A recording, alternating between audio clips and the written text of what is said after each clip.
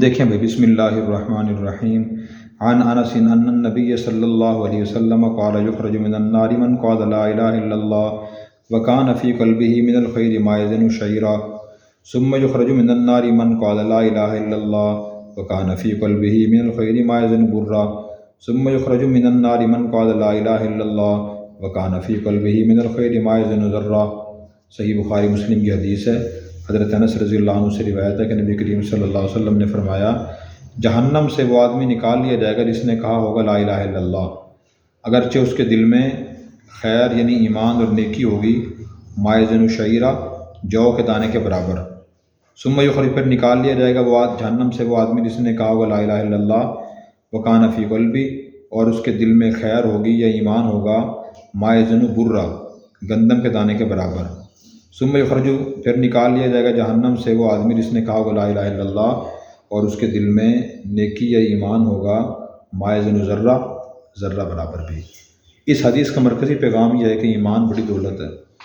جس آدمی کے دل میں ایمان ہوگا اور اس کے بعد پھر اس نے کوئی گناہ کیے ہوں گے، فرائض ادا نہیں کیے ہوں گے، کبیرہ گناہ کیے ہوں گے، حق تلفیاں کی ہوں گی اللہ کی بندوں کی، تو وہ جہنم میں چلا جائے گا۔ توبہ کے بغیر فوت ہو گیا تو وہ اگر اس کے دل میں تھوڑا سا ایمان بھی ہوگا نا، جتنا جو کا دانہ ہوتا ہے اتنا ایمان ہوا، یا گندم کے دانے برابر ایمان ہوا، یا اس سے بھی کم جتنا ذرہ ہوتا ہے، ذرہ بہت چھوٹا ہوتا ہے، اتنا ایمان بھی ہوا، تو پھر وہ آدمی جہنم سے بالآخر نکال لیا جائے گا۔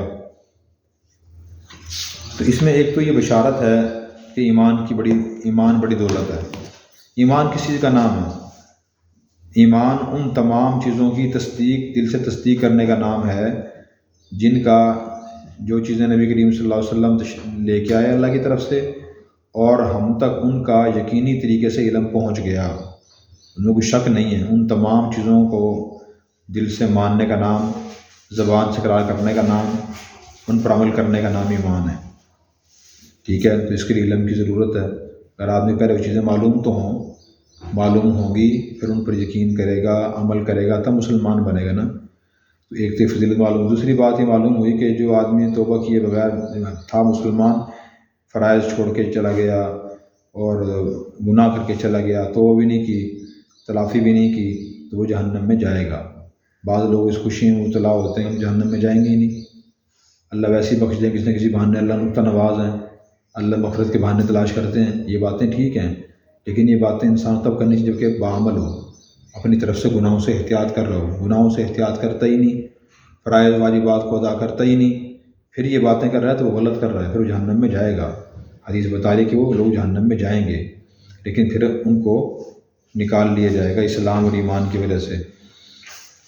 جہنم میں ایسے لوگ بھی جائیں گے۔ اچھا، کس طرح نکالا جائے گا؟ پھر حدیث میں تشریح اس کی آئی ہے کہ اللہ تعالیٰ ان کو بھیجیں گے کہ جاؤ بھائی، سفارش کریں گے، انبیاء سفارش کریں گے، علماء سفارش کریں گے، شہداء سفارش کریں گے، نابالغ بچے جو فوت ہو جاتے ہیں وہ سفارش کریں گے ماں باپ کی، ٹھیک ہے، نیک اعمال سفارش کریں گے۔ تو ان کی سفارش کی وجہ سے اللہ تبارک و تعالیٰ ان کو جہنم سے نکال دیں گے۔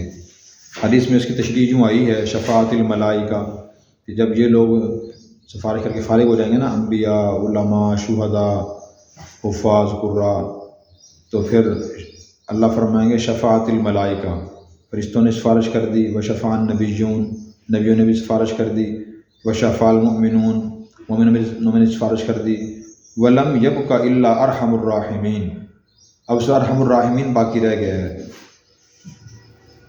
تو پھر اللہ تعالیٰ فرمائیں گے کہ کچھ ایسے قوم ہیں، ایسی قوم بھی ہے، یخرج منہا قوما لم یعملوا خیرا قط، ایسے لوگ مسلمان جہنم میں جائیں گے جنہوں نے زندگی میں کبھی کوئی نیک کام نہیں کیا ہوگا، نہ کبھی نماز پڑھی، نہ کبھی روزہ رکھا، نہ حج فرض تھا وہ ادا کیا، زکوٰۃ فرض تھی وہ بھی ادا نہیں کی ہوگی، کبھی سبحان اللہ الحمدللہ بھی نہیں کہا ہوگا۔ ایسے لوگ ہوں گے مسلمان، وہ پھر ان کو اللہ تبارک و تعالیٰ جہنم سے نکالیں گے۔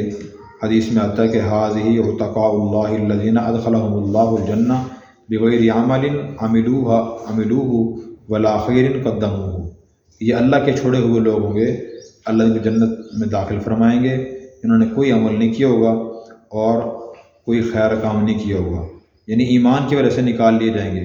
اب پتہ نہیں کتنے عرصے کے بعد نکالے جائیں گے جہنم میں۔ یہ لوگ 20 سال رہ کے آئیں گے، 10 سال رہیں گے، 15 سال رہیں گے۔ تو اس سے معلوم ہوا کہ ایمان اور نیک اعمال دونوں کی ضرورت ہے، گناہوں سے بچنے کی بھی ضرورت ہے، ٹھیک ہے۔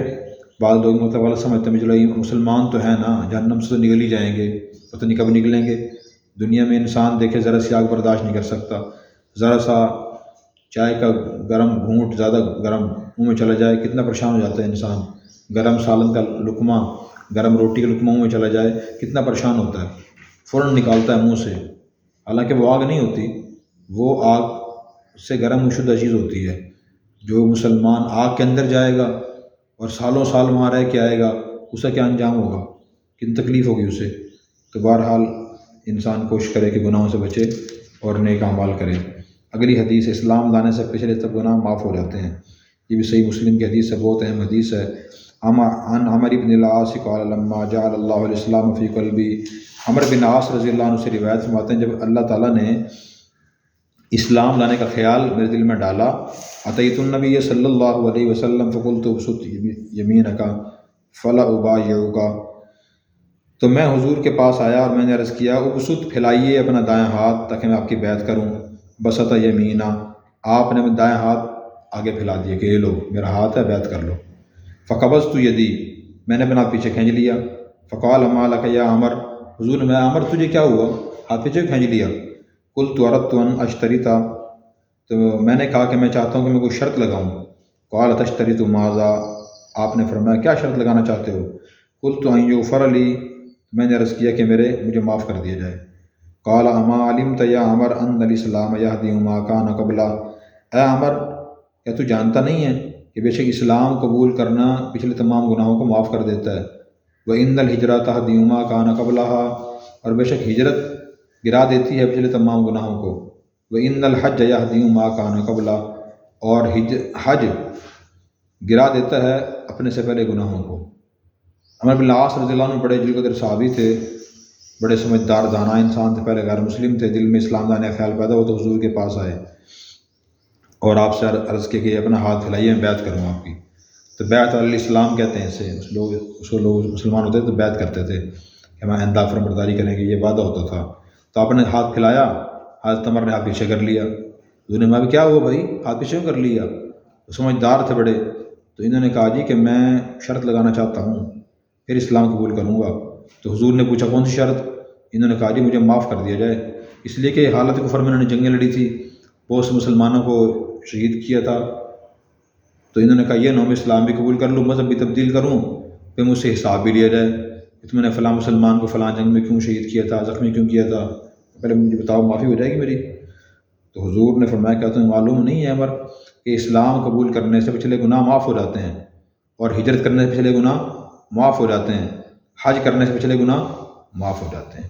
تو اس سے ایک تو یہ بات سمجھ آئی کہ آدمی اگر کفر چھوڑ کے اسلام کی طرف آ جائے یا نافرمانی چھوڑ کے فرمانبرداری کی طرف آ جائے، اس کو تانے نہ دیں۔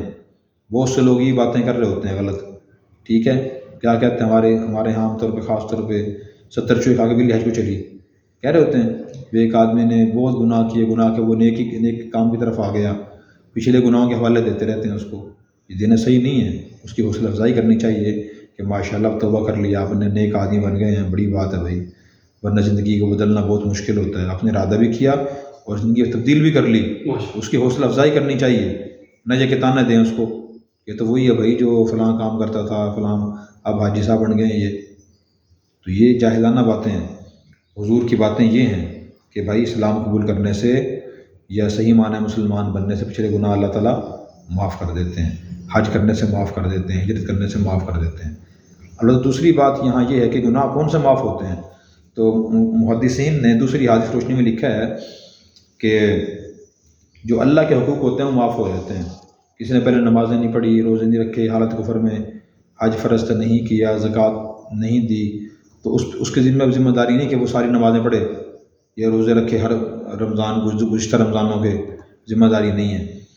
البتہ اگر اس نے کہ بندے کا حق دینا ہے نا، کسی کا اس نے کس سے قرض لیا تھا اب تک نہیں دیا، کسی کی زمین مکان پہ نہ قبضہ کیا ہوا ہے، وہ دینا ضروری ہے۔ وہ صرف توبہ کرنے سے معاف نہیں ہوگا۔ تو حقوق العباد کا جو مسئلہ ہے نہایت سنگین ہے، اس میں اللہ نے سختی رکھی ہے، اس لیے کہ بندہ محتاج ہے، اللہ تو محتاج نہیں ہے۔ اگر ایک آدمی نماز نہیں پڑھتا، اللہ کو کیا نقصان ہے؟ اس کا ہے کوئی نقصان؟ روزہ نہیں رکھتا، اللہ کو کیا نقصان ہے؟ اللہ کوئی نقصان نہیں ہے۔ ایک آدمی بندے کا مکان چھین لیتا ہے، خدا نخواستہ زمین پہ قبضہ کر لیتا ہے، پیسے چھین لیتا ہے اس سے، بندے کا نقصان ہے، بہت بڑا نقصان ہے۔